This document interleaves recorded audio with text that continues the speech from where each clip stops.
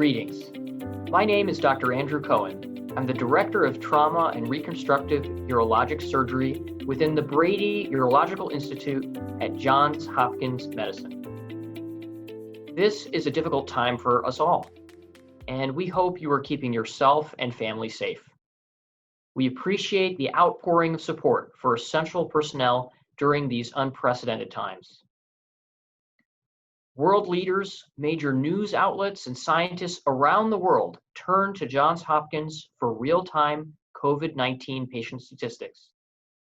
Thought leaders throughout our medical school are working on treatments, vaccines, public health interventions, and guidelines to keep our communities safe.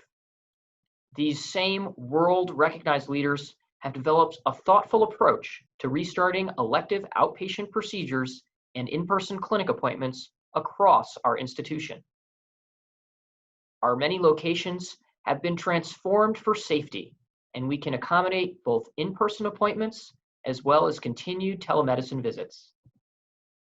The Johns Hopkins Healthcare and Surgery Center at Green Spring Station in Lutherville, Maryland, can now accommodate in-person patient visits and outpatient surgeries for both urgent and elective care. This location is a perfect venue to seek care for many urologic conditions, including urinary leakage, female urology, kidney stones, sexual health, male infertility, urethral stricture disease, and urologic cancers. Our facilities have received certification by the state, given a variety of protocols we have put into place to keep staff, patients, and visitors safe.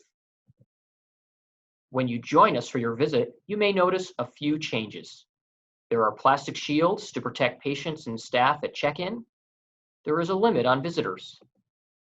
Masks are required, and one may be provided for you.